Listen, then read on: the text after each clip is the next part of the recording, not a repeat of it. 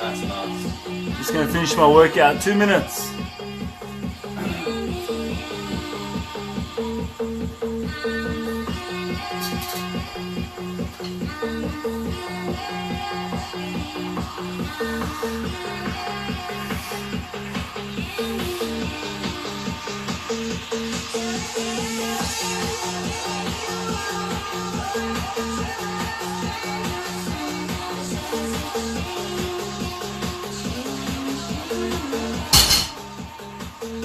So we're talking about main factors of growing muscle, right? And why it's important to write down your food when you first start trying to achieve fat loss. So just jump in whenever you want, huh?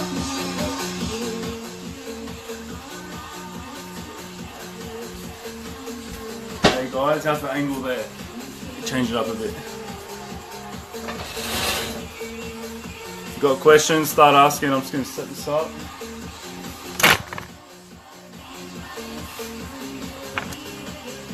Dun, dun, dun.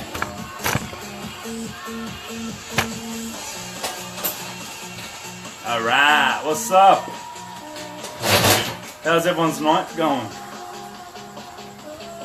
So yeah, working up a sweat. Say hi, Steve there. Yo.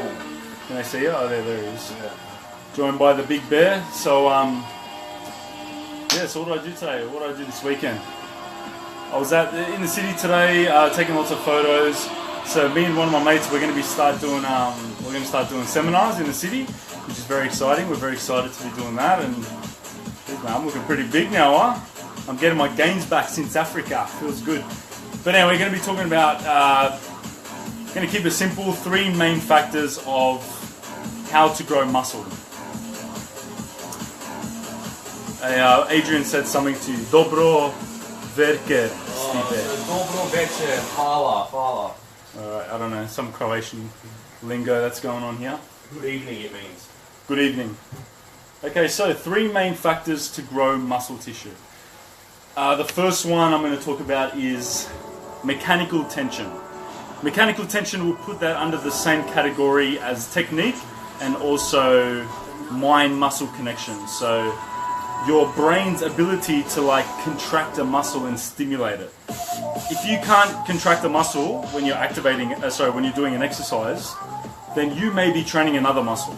If you're training another muscle, then you're not targeting the muscle that you're specifically trying to grow. Let's say, you're trying to grow your glutes, but every time you do squats, deadlifts, hip extensions, you feel it in your lower back, you feel it in your knees, you feel it in your quads, you feel it in your hamstrings. If you're not activating and stimulating the muscle that you're specifically trying to target, then you're not going to be giving yourself as much opportunity to get muscle growth through that area. So mechanical tension is number 1, and this comes under also how you're moving as well. So if you're trying to stimulate your chest but your shoulders moving around, then you're going to be stimulating your anterior deltoid. So you're probably going to grow muscle in that area rather than your actual pecs. So you need to be able to squeeze the pecs. I just want to do that. Do it to the beat. Anyways, got to keep it professional, guys. This is my business page. Alright, so mechanical tension is 1. Very important one. Before you can start progressing on a muscle in terms of increasing weight on it, you need to be able to load that muscle up. Jeez, that light is annoying. There we go. So mechanical tension, number 1. Number 2, progressive overload.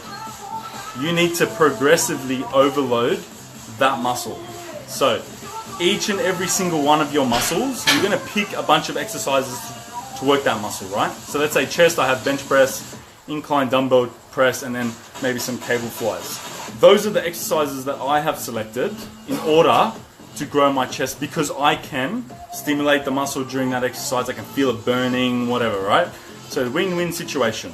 Once I've done that with those 3 exercises, what I want to do is gradually, progressively overload on those 3 exercises. So bench press and my incline dumbbell press and my cable flies, I will gradually increase the weight, either the weight on it, so the load, or I'll increase the amount of repetitions that I'm doing. So let's say, you know, 1 week I do 50 kilos for 12 reps, the following week I do 50 kilos for 13 reps. That's progression on that, right? And then another one is increasing the sets, so the amount of sets that I do. So if I usually do 50 kilos 3 sets, I might do 50 kilos 4 sets. That's progression, right? So these are ways that you can progressively overload in these exercises. If you're progressively overloading, that means that your muscle is doing more work. Because it's doing more work, that means that it has to adapt to this new work, right? Because it has to do more things, your brain's like, fuck me dead, like, you know, I got to grow more muscle to keep up with all this work that I'm doing, right? We have to adapt to our new situation and our new circumstance, okay? The third one is recovery. You can't, so you're not going to get results from a session if you can't recover from it. If you can't recover from the session, then you're not going to get the benefits from it that you're trying to get, right? So this goes out to a lot of people that train and they train really hard and they try and go as heavy as possible, or they go balls to wall. If you can't recover from that session, if you're not going to get enough sleep, if you're not going to eat enough nutrients, mainly protein, and you need to be in a calorie surplus, so that this is going to lead into our next part of recovery, nutrition. But if you can't recover from it, then you're not going to get the benefits from it, right? Press like if you haven't hit like and start asking me some bloody questions, guys. I'm giving you free advice, mate. Help a brother out. Okay, so nutrition is the next part. So protein is the main nutrient that you need in order to rebuild muscle tissue. Now, studies have shown that you need within like 1.2 to 2.2 grams, roughly around that much, per kilo of your body weight. That's how much protein ideally you want to be consuming in order to be growing muscle and maintaining muscle. Now, whether you're growing or maintaining muscle, you're going to be growing muscle, you need to be in a calorie surplus. You need to be taking a little bit more energy than you're burning in a day and in a week. For maintaining muscle, you'd want to do that when you're trying to drop body fat. When you're trying to drop body fat, it is crucial and imperative that you try and maintain as much muscle tissue that you have. So you're going to maintain the amount of protein that you're eating, still roughly around that mark, and be in a slight calorie deficit, okay? Does that make sense? Ask me any questions on that. All right, Karen. Here we go. That's a nice question there. All right, if you're ready to go up weights, example from doing 10s to 12, so 10 kilos to 12 kilos, cool, because 15 reps are all good for 3 sets in, let's say, the dumbbell press, and your focus is strength. Is it better for goals to go to 12s for the 3 sets, so long as you, this is a long question, wait, so as long as you can do 6 to 8 reps, even if program says 12 reps, or add up kilos, sets. Okay, I think I understand what you're saying. That's a very long question, Karen, but I'm going to try my best to answer it on the spotlight, mate. So some exercises you're going to, so to increase muscle tissue, ideally we want to be in the 8 to 15 rep range. This is for hypertrophy, right? When we're increasing strength, we're going to be in, let's say, you know, 4 to 8, 4 to 6, roughly around there for strength gains. So you can still gain muscle with being in the strength rep ranges, right? But ideally we want to keep you in the 8 to 15 rep range mark. If you can't jump up straight away, even if you're doing 3 sets of 15 reps pretty easily, you might want to hover around there for 2 weeks. Because women can't increase weight on exercises as fast as men can. And this isn't me being like sexist or some shit. It's just based on the hormones that we have in comparison to women, right? Men can grow muscle, you know, potentially faster than women. But we both start at different levels, but we can still grow muscle, right? It's just you guys start at such a low level in terms of how much muscle mass you have. But that's good, because a lot of girls don't want to be fucking ginormous like Stipe, right? Stipe, do you think a lot of girls want to look like you? He goes, fuck no. Although I think it would be quite attractive. Who knows, mate? There's someone for everyone these days. Okay, so we'd want to keep you in the 8 to 15 rep range and just gradually increase on that. So maybe if it's every 2 weeks or every 3 weeks, either way, at the end of a year, you're increasing. But sometimes what we usually do is, when we move into strength, we start off in hypertrophy. And that means we gradually decrease the reps and increase the weight. And you do that over, let's say, 3 months, and then you restart all over again. That way your progression is kind of going like that. It's gradually tapering up. I hope that answers your question. Sorry. All right, where's the striation at, bruh? What the hell are you on about, Adrian? These striations, mate. Look at that, brother. I got striations, mate. Don't worry about that. What's going on, Roman? Pectoral muscle, 8.3 GMs here. I'm not sure what that means. Anyways, I'm going to move on to my next. I hope you're having a good time. Are you back? You're probably back from overseas soon now, Roman, right? Okay, now I'm going to move on to my next part of why it's important for people to write down their food when they're trying to lose body fat. Now, a lot of people, when they're moving into the period of trying to lose body fat, so first of all, they have excess body fat in their body that they want to get rid of, and this body fat may have accumulated over years of certain habits that they have that promote being higher in body fat, and or maybe they just weren't training as hard, etc., whatever. But either way, it's important to find out what they're currently eating in that moment of time, because a lot of people are very conscious of what they're consuming and what has happened over the years, whether they've gotten married and they've had kids, or they've changed jobs, and their regular weekly repertoire has completely changed. So it's first step one is to be conscious of their current lifestyle and their current habits, because from that point, that's when we can start working on the limiting factors and the things that are going on in their week that are promoting them, promoting them to store body fat. Okay, rather than just guessing and going to Jenny Craig and fucking doing something that you can only last for like 8 weeks, then you get sick of it, and then you go back to your old habits. Right? It's important to be conscious of what your habits are, rather than flipping everything over and doing something ridiculous that you can't maintain for a decent amount of time. Okay, so you need to write your food down. Okay, now when you write your food down, like I said, it helps you to be more conscious of what types of food you're eating. And what it's going to do as well, as you continue to write your weeks out of food diaries, and let's say you have some help, or maybe you might know the information yourself, but it's always important to ask for help. That's when you can start working on the things that you need to work on. And every week, if you're monitoring it, if you're tracking it, that allows you to respect how hard or how much food you should be eating. And this goes for people that are trying to grow muscle. Like a lot of guys out there that are trying to pack on muscle, they don't respect how much food you need to eat in order to grow muscle mass. And I'm someone like that too, right? I struggled with that for years. When I first started training, I was 65 kilos, I was fucking skinny, and for me to grow muscle, I didn't realize how much food I had to eat. And I always used to tell myself like, yeah, I eat so much food, but I wasn't eating enough food, right? And the same goes with people that are trying to drop body fat, yeah? A lot of people that try to drop body fat, initially they might think, oh no, I eat healthy, I eat good. But when it's out in front of them, that's when they realize, oh my God, like I'm only at like 20% there. I've still got 20% more that I need to improve on in order to actually get the results that I'm after. Oh my God, has Stipe had black beans today yet? Yeah. Have you? Actually, yeah. Yeah, look at his black bean stash, mate. This is all black beans right there. I swear that company should sponsor him, because I reckon they would make a lot of money off him. He'd be like the Popeye of black beans, mate. They'll make a TV show about him.